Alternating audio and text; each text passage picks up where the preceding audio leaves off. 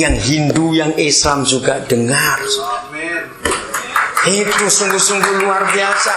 Jadi saya turun kapal nggak ada utang, karena saya nggak nganggur 14 hari itu. Hebat sekali. Maka itu apa-apa adalah keputusannya dengan Bapa di surga. Jangan otak-atik dengan diri sendiri. Coba dengarkan kalimat ini. Kalau ada orang sulit ambil keputusan, pasti kata pertama bilang, pusing saya. Nah, betul nggak? Pusing.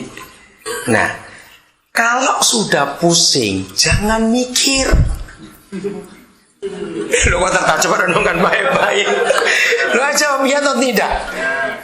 Sudah tahu pusing, mikir terus. Konslet tahu nggak? Kalau sudah pusing, diam dulu. Soalnya kalau kita maksa, gimana ya? Di otak-atik sendiri nggak bisa. Cari papa yang baik itu. Ajak dia diskusi, kenapa bisa begini. Dia hidup, dia bisa mendengar kita, kita pun bisa mendengar dia. Dia hidup. Dalam salah satu session malam itu ada pertanyaan, bagaimana mendengar suara Tuhan? Terus saya jawab begini dulu.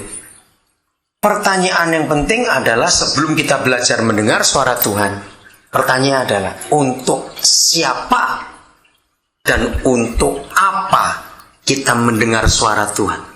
Karena apa? Seringkali orang-orang Kristen ingin belajar mendengar suara Tuhan, itu hanya seputar kepentingannya sendiri. Aduh, cincin saya berlian yang 40 juta hilang. Ayo tanya Tuhan di mana? Itu dukun namanya. Bukan begitu. Terus misalnya, Tuhan saya tuh bingung loh. Saya tuh tertarik pada 3 orang. Jodoh saya yang mana? Ngawur aja itu. Jadi mendengar suara Tuhan pertama kali tidak ada urusan dengan kepentingan pribadi. Mendengar suara Tuhan harus belajar untuk orang lain. Ingat, Ribka mencari papa di surga. Bukan karena dia itu ingin tahu kandungan ini ada apa. Dia sadar bahwa ini bukan satu bayi. Karena bisa tendang-tendangan kok. Kenapa?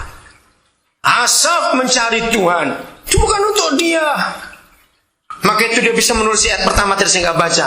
Yang Tuhan bisa baik hanya kepada anak-anaknya yang hatinya tulus dan hatinya murni. Cuma itu. Yosafat mendengar suara Tuhan, dia mencari Tuhan. Bukan karena dia supaya selamat keluarganya, tapi ada rakyat yang begitu banyak perlu dilindungi. Maka kita belajar mendengar suara Papa, kita diskusi dengan dia, kita mencari dia, kita berkeputusan dengan hal apapun juga harus untuk orang lain. Kenapa saya memberi kesaksian tadi itu? Karena saya nggak mau nganggur 14 hari. Saya rasa berdosa besar kalau saya nganggur itu. Tuhan tahu hati saya. Dan Tuhan tahu ada jiwa-jiwa yang perlu dilayani di atas kapal itu. Sampai seorang namanya Pak Bandi dari Poso, dia bilang 12 tahun saya tuh kerja di kapal.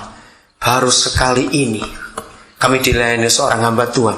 Dan setiap malam 12 malam. 12 tahun bayangkan. Jadi ketika harus bayar 1.100 US dollar, enggak berarti 12 malam berapa banyak orang yang dijamah oleh Tuhan. Nah, ini cara kita hidup. Saya beri kesaksian. Ini seorang mahasiswa di Amerika mendengar suara Tuhan. Dia itu Kristen yang biasa saja. Nah, hari Rabu malam, nggak tahu bagaimana, saya nggak tahu ceritanya yang bagian itu, tapi pokoknya dia harus ikut ada pelajaran Alkitab di gerejanya. Dan kebetulan malam itu temanya mendengar suara Tuhan. Nah, ketika dia datang, dia itu sinis. Dengar suara Tuhan, suara apaan? Dia bilang begitu. Ya udah ikut aja. Diajarin, udah. Tapi dia nggak memperhatikan baik karena dia nggak percaya. Waktu dia jalan pulang, dia naik mobil. Tiba-tiba dari jauh dia lihat ada satu toko masih buka. Seperti apa itu 7-Eleven atau Circle K begitu. Tiba-tiba dalam hatinya muncul suara, beli susu 2 liter. Saudara, dia bantah, aku nggak minum susu. Ya udah, ada jalan lagi. Terus lanjut maksudnya. Dari jauh kelihatan toko yang berikut. Kembali suara itu muncul. Dalam hati, beli susu 2 liter. Ketika kedua kali suara itu muncul, dia langsung sadar. Tiba-tiba begini pikirannya, jangan-jangan ini suara Tuhan. Nah, maka itu pikiran ini perlu untuk diajak diskusi. Akhirnya dia bilang gini, baik, Aku beli susu 2 liter. Dia turun, dia beli. Dia cerita beliau pakai kotak itu. Maaf. Begitu dapat susu 2 liter, dia ngajak ngomong susu nih. Susu, kamu tahu aku nggak minum kamu. Jadi temani aku, jadi dia bilang pakai seat belt, susunya dia pakai seat belt di sebelah kanan. Temani aku, kalau aku ketemu orang yang butuh kamu, aku kasih malam ini. Kalau enggak, aku simpan kamu di kulkas, besok aku kasih. Ya udah, dia cerita sambil siul-siul nyanyi. Tiba-tiba 2 blok sebelum rumahnya, suara itu muncul, belok kiri. Nah, dia tahu betul lokasi daerah rumahnya itu, belok kiri itu dari industri. Dan jelas nggak ada perumahan. Dia bantah lagi, nggak ada perumahan. Tapi karena suara itu cukup kuat dan dia sudah mulai percaya, oke, dia belok. Sambil dia lihat kiri kanan, mungkin ada kehidupan. Dia cerita gini, kalau saya lihat misalnya ada orang atau ada orang yang bernutup korden, nah itu pasti ada orang di situ. Tapi ketika dia baru pikir begitu, muncul pikiran berikut. Kalau kamu sudah ngebel di Amerika beda dengan di sini. Kita ngetok kapan aja boleh. Di sana kalau nggak janjian orang bingung. Siapa kamu? Nah kalau nanti saya turun, saya bel, terus orangnya keluar cari siapa? Kan bingung bukan? Jadi dia bingung sendiri, pelan-pelan. Begitu dia belum sempat dapat jawaban lagi, dia lihat dari ujung kanan ada orang. Nah itu dia. Tapi tanya apa nanti? Terus dia muter, masa bodoh, aku ngasih susunya aja sudah. Dia putarkan mobilnya, dia berhenti, ngebel. Yang keluar orang laki-laki, loket Meksiko begitu.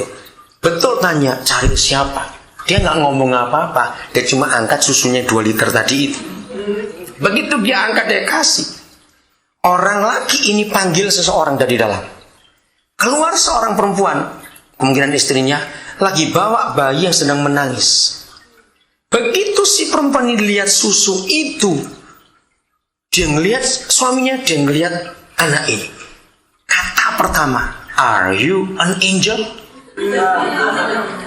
No, I'm Indonesian, dia bilang begitu.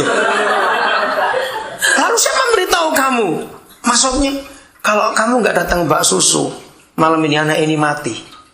Karena kami nggak punya uang untuk beli susu hari ini. Saudara, anak ini nggak ngomong ABC lagi, langsung pergi dan dia nangis di mobil. Dia bilang, oh ini suara Tuhan. Belajarlah untuk mendengar suara Tuhan untuk orang lain dulu, bukan untuk diri kita. Kalau kita belajar mendengar suara Tuhan untuk orang lain, luar biasa pimpinan Roh Kudus atas hidup kita. Ingat saudara, sekarang ini kesusahan ekonomi dunia itu lebih besar daripada tahun 30-an waktu The Great Depression. Ingat, baca koran kemarin, ini pertama kali dan ini kedua kali terjadi di Indonesia. Yang pertama tahun 98 waktu krisis, ini kedua kali.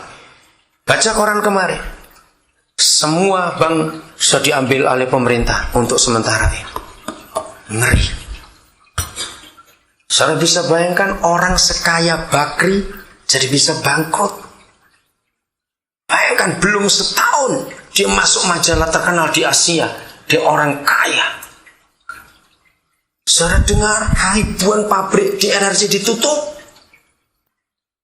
Mereka yang suka ambur-ambur uang bertobat mulai hari ini. Orang susah banyak.